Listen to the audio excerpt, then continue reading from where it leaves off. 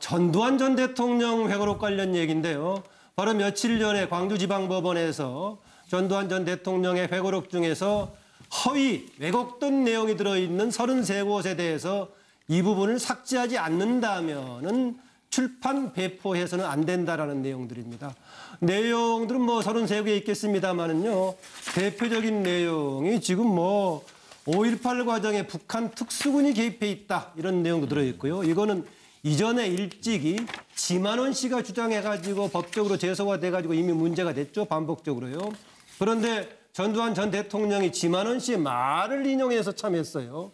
당시 대통령이면은 이보다도 훨씬 더 대통령이 아니라 계엄사령관이면 그렇죠. 정확하게 알 수 있는 자리인데 그것을 제3자인 다른 사람의 주장을 인용하는 방식으로 얘기를 했고 또 시민군이 먼저 총을 쏘기 전에 계엄군이 총을 쏜 적이 없었다든가 최근에 국과수에서 확인해 준 기총소사 헬기에서 했던 부분도 없었다 등등 얘기했는데 어쨌든 간에 법원에서는 이거를 더 사실이 아니기 때문에 아니면 왜곡된 것이기 때문에 이 내용을 담은처럼 해서는 안 된다 이런 결론이 나왔습니다. 김현성 부원장, 네. 혹시 이 주장 중에서 논란의 여지가 있는 부분들이 있습니까? 일고의 가치도 없고요. 예. 저는 회고록 안에 있는 5.18뿐만 아니라 한국사를 다루고 있는 전반적으로 한번 검토해야 된다. 정말로 회고록이란 이름으로 그냥 무비판적으로 받아들일 국민들을 생각하면 이건 굉장히 좀 심각한 문제다. 그래서 하루라도 빨리 지금 보면 법원에 소를 제기한 지 127일 만에 지금 이게 수용이 된 거거든요. 네. 가처분 신청이. 근데 저는 이 상황에서 샀던 사람들 어떻게 해야 됩니까? 그리고 그걸 읽고 사실로 믿는 사람들은 어떻게 해야 됩니까? 가처분 측은 좀 오래 걸렸네요. 그렇죠. 네. 그래서 거의 조작록이라고 좀 볼 수 있어요. 그래서 저는 이 안에 있는 5.18뿐만 아니라 이 안에 당사자로 언급될 수 있는 사람들은 반드시 한번 읽어보시고 정말로 이렇게 사람은 국민을 둘리려고 하면 됩니까? 국민 속이려고 하면 됩니까? 안 되죠. 이 부분은 볼 때는 이 전두환 회고록이 시사한 바 아주 크다고 봅니다. 시사하는 바가 크다. 예, 그 5.18은 우리 민족의 아마 최대 비극이죠. 우리 같은 민족을 갖다 했던 6.25 전쟁 이후에 네. 가장 큰 그 비극인데 이 부분이 우리 지금 적폐청산 특위도 있고 뭐 여러 가지 과거 청산은 또 이루어지고 있지 않습니까? 네. 진행 중인데 이게 시사하는 바 크다고 봐요. 진상 규명이 제대로 되고 제대로 밝혀지고 그다음에 처벌이 되고 그다음 화해가 돼야 되는데 네. 지금 이제 그게 제대로 안 되다 보니까 지금처럼 계엄군이 그 죽음 앞에 내몰리기 직전까지는 총을 겨누지 않았다. 발표를 완전히 부정하는 거죠. 네. 그러면은 그 강주 시민들이 먼저 계엄군을 갖다가 죽음으로 몰았기 때문에 발표를 했다. 네. 그래서 좌익권이었다. 이렇게 이야기하는 거거든요. 네. 이건 분명히 잘못된 것이다. 네. 예. 그런데 그것을 갖다가 그 김대중 대통령이 당선되고 나서 네. YS 대통령이 그 특사로서 풀어줘 버렸어요. 그랬죠. 예. 예. 그래서 그런 부분들이 자기가 정말 그 자기의 역사적 가오에 대해서 반성하지 않고 있는데도 네. 대통령이 그 특별 사면권을 갖다가 제가 볼 때는 남용했다. 역사에 그 김대중 대통령 후보 당선자와 당선인 시절이죠. 네. YS 대통령이 현직이고요. 어쨌든 간에 네. 두 분 다 돌아가셨지만 그 실제로 예, 그때 네. 그 잘못했다. 네. 저는 이렇게 보여지는데 앞으로 우리가 과거 청산이나 적폐 청산에 있어서도 분명히 중요한 것은 진상규명이 제대로 이루어져야 된다. 네. 진상규명이 제대로 이루어지지 못한 부분들이 많잖아요. 네. 그때, 저 때도 보면은 군 조직이 또 엄청난 조직이잖아요. 검찰 조직처럼, 국정원 조직처럼. 그러다 보니까 자기 어떤 폭로나 이런 게 있을 수 없었죠. 네. 이번에도 보니까 국정원에서 자체 TF팀을 만들어서 하다 보니까 드러난 거거든요. 예. 그렇습니다. 관련 또 보니까는요. 전에 이순자 여사, 이순자 씨가 자서전을 냈었죠. 당신은 애롭지 않다 이 내용에서 자신들도 5.18의 희생자다 이런 주장한 적이 있었죠. 여기 자신들이라고 하는 것은 전두환, 이순자 부부를 얘기하는 것인데요. 5.18 관련해서 그동안에 50 청문회 과정 등등을 포함해서 전두환 전 대통령이 어떤 식으로 발언을 해왔나 자료 있으면 좀 보내주시죠. 이 광주 사태는 우리 건세사에 있어서 가장 불행한 일이었던 것입니다. 만족스러운 해결을 하지 못해서 대단히 유감스럽게 생각을 하고 있습니다. 아무쪼록 어떻게 하든지 간에 이 문제가 제대로 풀려서 온 국민이 관용과 사랑을 바탕으로 해서 화합 단결하는 이런 나라가 되기를 나는 진심으로 기대합니다. 당시 5월 22일 자위권 발동도 가능하다는 계엄사령부의 작전 지침이 지대통을 통해 발달된 것으로 알고 있습니다. 자위권의 발동은 최악의 상황에서만 현지 지휘관의 사태 판단에 따라 제한적으로 활동할 수 있는 것입니다. 당시 위급한 상황에 처한 현지 지휘관들이 자위권 행사에 불법행위를 당한 것에서나 답변이 끝난 다음에 계엄사령부 등의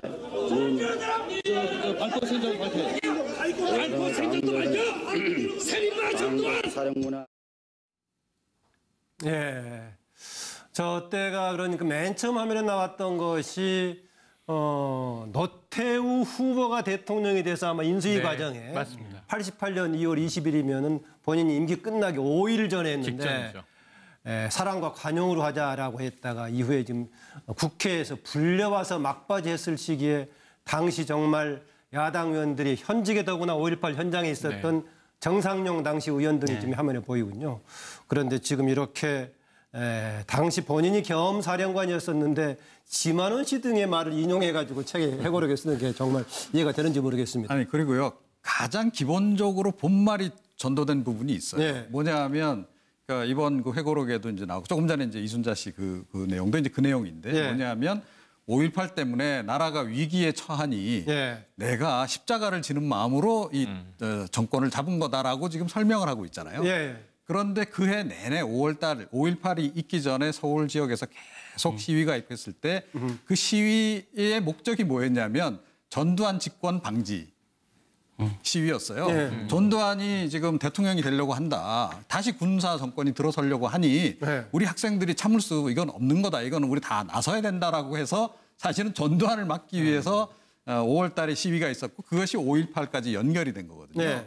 5.18도 마찬가지입니다. 그러니까 광주 지역에서의 그 당시 시위도 대부분 학생들이 주도해서 그때 했는데 네. 그 시위도 역시 전두환 대통령 되는 건 막고자 하는 시위였는데 네. 지금 저렇게 완전히 뒤바꿔서 지금 이야기를 하고 있는 거고요. 네. 그리고 회고록이 사실은 의미를 갖는 이유는 그러니까 그 당시 공개되지 아니한 자료들을 공개도 하면서 네. 사실은 그 팩트도 좀 이렇게 새롭게 좀 알릴 거 있으면 알리고 이래서 사실은 가치를 갖는 거거든요. 예를 네. 들어서 본인이 그러니까 발포 명령을 하지 않았다 그러면 그 당시에 어떻게 그 자기는 정보를 모든 군 계통에서 군뿐만 아니죠. 그 네. 당시 뭐 중앙정보부라든가 뭐 하여튼 정보계통 모든 그 정보를 자기가 다 가지고 있던 상황이었기 때문에 그 정보 문서들까지 공개를 하면서 네. 이러이러한 경위로 해서 이게 현지에서 발포가 이루어진 거지 나는 개입한 게 아니다라고 해명을 하거나 예. 이제 그렇게 해야 되는 거 아니겠어요? 예. 그런데 그런 건 하나도 없어요. 그리고 조금 전에 말씀하셨듯이 남의 말을 인용을 해서 북한군 그 개입 그 부분도 만약에 북한군이 실제로 그 광주 지역에 와서 활동을 했다 그러면 군 정보기관은 다 놀고 있었습니까? 그때 다 정보 보고 해가지고 올렸을 거 아니에요. 그 보고 이런 보고가 그때 올라왔다라고 공개를 하고 실제로 뭐 이러이러한 사람들을 체포해 보니 뭐 북한군 관계자였기 때문에 우리가 그렇게 확증을 한 거다라든가 네. 그런 게 나와야 되는 거죠. 근데 그런 게 없다라는 얘기는 실제로 없는 겁니다.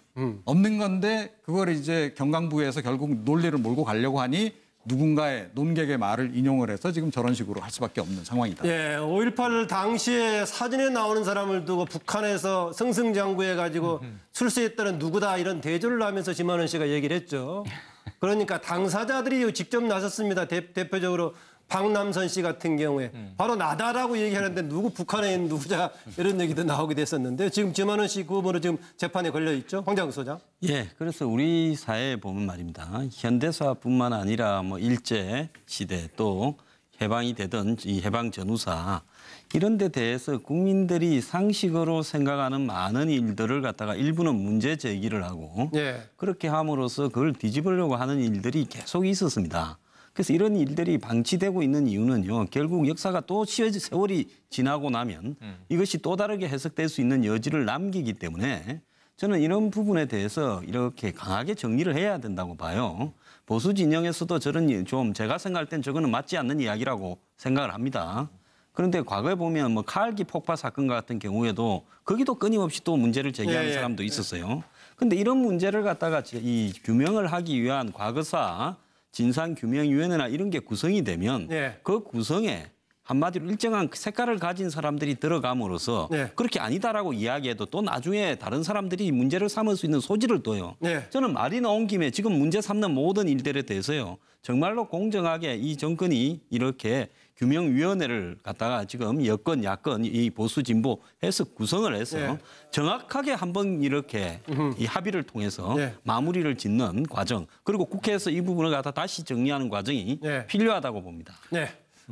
전인영 변호사. 네, 그렇습니다. 저는 그 법률적인 측면에서 좀 말씀드리고 싶은데요. 사실 출판을 한다는 것은 이른바 그 표현의 자유인 것이죠. 왜 표현의 자유가 한다는데 뭔 말이냐 이렇게 한다라고 얘기하는데 그게 아니다라는 것을 이번 법원이 보여줬다 얘기할 수 있는데요. 법원이 어떻게 표현을 했냐 하면은 회고록이 공익적 목적을 벗어나 표현의 자유를 한계를 이탈해서 5.18의 역사적 의미를 왜곡하고 유족들의 명예를 훼손했다라고 했는데요. 어떻게 보면 그 표현의 자유가 상당히 중요한 것은 맞습니다. 그렇지만 그것이 다른 사람의 인격권과 어떤 역사를 왜곡한다라고 한다면 그것이 법원에 의해서 제한될 수 있다는 것을 보여줬다는 점에서 상당히 의미가 있는데 문제는 이 부분에 대해서 그러면 전두환 전 대통령 측에서 항소를 하거나 상고를 할지 이 부분도 상당히 지켜봐야 될 것 같은데요. 이번 결정으로 인해서 바로 지금 더 이상 판매를 하거나 더 이상 출판을 하는 것은 불가능해졌는데 항소심, 상고심 가는 과정도 꾸준히 그 여론에서 이 부분에 대해서 좀 관심을 가져야 되는 것이 아닌가 하는 생각입니다. 네, 제가 반복적으로 얘기하는 것 같습니다만 당시 계엄사령관이 아니라 다른 사람 말을 인용해서 400 몇십 명 또 600 몇십 명의 북한 특수군이 거기 가서 내부에 주도해가지고 이른바 반란을 키웠다라는 식으로 얘기하는 것이 어떤 면에 써먹었나 모르겠습니다. 마침 이 시기 맞물려가지고요. 지금 그 독일 기자 힌츠 피터의 시선으로 본 영화 택시 운전사가 보니까는 어제 저녁에 뉴스를 보니까 개봉 4일 만에 300만 명을 돌파했다고 국민들한테 많은 호응을 받고 있어요. 이제 400만. 그래서 이게 400만 돌파했나요? 지난주에 개봉했던 이제 일제 강점기 시기의 영화죠. 군함도. 군함도보다 훨씬 더 빠르게 군함도는 지금 스크린 점유율이 굉장히 높아서 독과점 논란이 있거든요. 근데 스크린 수는 더 작음에도 불구하고 더 빠르게 지금 이번 주말로 400만을 돌파했습니다. 오늘 일요일 최종 관객까지 집계하면 내일은 더 높은 수치가 나올 텐데 그만큼 지금 전두환 회고록과 반하는 국민들의 5.18에 대한 관심이 뜨겁다 이렇게 말씀드릴 수 있겠는데 이게 참 실화를 기반으로 한 영화인데 안타까운 점이 있어요. 이 위르겐 힌스페터 그 당시에 독일 외신 기자로 광주 지역에 직접 가서 취재를 했고 이분이 만들어낸 기록 화면들을 가지고 저희 80년대 대학생들이 국내에 없었던 사실 현장을 영상으로 본 경험들이 있거든요. 저 테이프 지금까지 집에 기념으로 있습니다. 그죠. 그 굉장히 오래된 VHS 테이프인데 그러니까 소중한 자료입니다. 국내에서는 이 TV에서 틀지도 못했던. 그런데 이 지난해에 이 위르겐 힌스페터가 작고를 했어요. 그랬죠. 세상을 떠났어요. 그런데 이 당시에 박사복 씨라고 알려진 이 택시 기사를 한번 꼭 만나고 싶다라고 수소문을 했는데 이게 가명으로 알려져서 이 택시 기사 본인과의 조우는 다시 이제 현대 들어와서 이루어지지 못했습니다만 어쨌든 영화로 극영화로 남아 그 생생한 현장을 우리가 감상할 수 있게 됐습니다. 그래가지고 유언으로 망월당에 묻히고 싶다 해가지고 지금 이제 본인이 지난해 돌아가셔가지고 이제 망월당에 좀 묻혀 있습니다. 왜 한마디 더 하시려고요? 그 역사를 잊은 민족에게는 미래가 없다라는 말처럼 저는 이제 이번 전두환 회고록 사건과 택시 운전사의 개봉이 참 기가 막히다. 정말 지금 자유한국당 혁신위원장인 유석춘 위원장이 일베를 하라 그럽니다. 일베 가서 좀 놀아라. 근데 그 일베에서 5.18을 어떻게 다뤘는지 제가 차마 입에 담을 수 없습니다. 그렇습니다. 너무나 정말 그 역사의식 없이 그냥 그 희화화시키고 완전히 그 민주화를 위해서 돌아가신 분들을 어떻게 만들었는지 생각하면 정말로 가슴이 울컥울컥 했는데 정말 이참에 택시 운전사라는 정말로 사실을 기반으로 한 그리고 어떤 아주 보통의 소시민인 택시 운전사가 어떻게 광주의 현장에 가서 본인이 다시 탈바꿈하게 되는지를 보게 될 겁니다. 저는 꼭 일베하시는 분들 꼭 보셨으면 좋겠어요. 예. 그리고 나서도 그런 생각이 든다면 뭐 저는 그렇게 해도 된다고 보고요. 예. 저는 또 한마디만 조금 더 드리면 군함도 얘기하셨는데 군함도도 그렇고 택시 운전사도 그렇고 실화를 바탕으로 한 영화입니다. 근데 정말로 우연인지 모르지만 택시 운전사의 주연인 송강호 씨는 블랙리스트에 올라 있었던 연기자입니다. 군함도의 송중기 씨는 박근혜 대통령이 편지를 했던 그분입니다. 그래서 묘한 또 이런 현상이 일어나고 있다라는 얘기로 마치겠습니다. 네, 이종훈 박사. 그러니까 역사적인 사건에 휘말린 보통 사람의 이야기거든요. 그래서 사실은 공감대를 많이 일으키는 겁니다. 그러니까 왜 그러냐 하면 지난해 올해까지 촛불 정국에서 많은 국민들이 사실 저런 그 경험을 한 거예요. 그러니까 나는 이런 정치적인 사건하고도 다 무관하게 나는 그냥 일상을 사는 사람인데 이거 봤더니 이게 대통령이 헌법을 이렇게 교란시키고 문란하게 만들고 이러니 이게 결국 내 생활에까지 영향을 미치는구나. 그걸 참지 못해서 광화문 광장으로 이분들이 다 나선 거 아니에요. 그러니까 그 경험을 한 이전과 이후가 다르다. 자, 그래서 아마 제가 보기엔 이 택시 운전사를 보면서 많은 국민들이 감정이입을 하는 거 아닌가. 저는 그렇게 생각합니다. 그래서 이번 대선 때 놓은 슬로건이 내 삶을 바꾸는 정권 교체. 어떤 민주화라든지 이런 부분들도 이제 결국은 국민 개개인의 삶과 연결되고 그것을 변화시키는 것만이 의미 있다. 이런 부분들이 좀 시사하는 바 크다 봅니다. 그래서 문재인 대통령이 이제 구체적인 정책을 둘러싸고 과연 어떻게 집행을 할 것인가 이 부분에 관해서는 이런저런 또 논란도 있고요. 비판적인 의견도 나오고 있습니다. 그럼에도 불구하고 이전에 그 5.18 관련해가지고 기념사에서 했던 내용들을 보면은 그 5.18의 엄마가 4.16의 엄마에게 보냈던 벽에 붙였던 것을 가지고 읽었던 대목을 보면은 당시 사람들도 많은 공감을 불러일으켰었는데요. 어쨌든 지금 이 국면에서 아까 김현성 부원장이 그런 얘기했는데 역사적으로 중요한 시기에 회고록 관련 문제가 불거져 가지고 법원에서 그런 판단을 내렸고 또 택시 운전사를 가지고 국민적인 호응을 받고 있는 국면 우리가 역사적인 맥락에서 지켜볼 주목해볼 부분이 아닌가 그렇습니다.